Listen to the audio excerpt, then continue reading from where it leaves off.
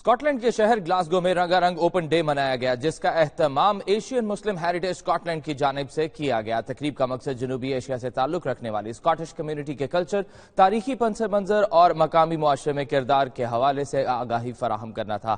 Glasgow سے دیکھتے ہیں 92 نیوز کے نمائندے مہک عامر کی رپورٹ میں۔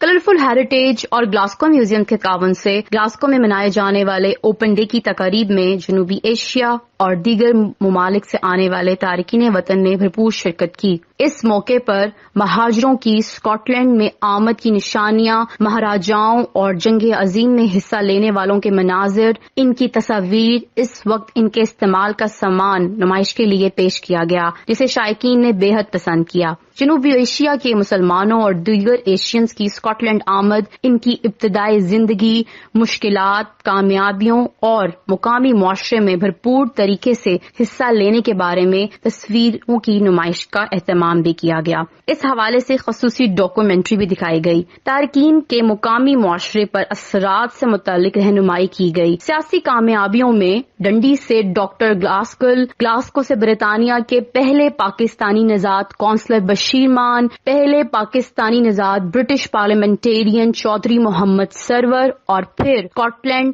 پارلیمنٹ کے پہلے ممبر محمد بشیر اور پہلے وزیر حمزہ یوسف کے متعلق تفصیلات سے بھی شرکاء کو آگاہ کیا گیا۔ پاکستانی کمیونٹی نے فیملیز کے ساتھ میوزیمز کا دورہ کیا اور بچوں کو پاکستانی کلچر کے رنگوں سے روشناس کروایا۔ بچوں نے والدین سے مختلف چیزوں کے بارے میں بھی بھرپور سوالات کیے۔ شرکاء کا کہنا تھا کہ اس قسم کے اوپن ڈے کا مقصد جنوبی ایشیا سے آنے والے لوگوں کی خدمات اور ان کی برطانیہ میں ترقی ایک مثبت عمل ہے۔ مہک عامر، 92 نیوز، اسکاٹ لینڈ۔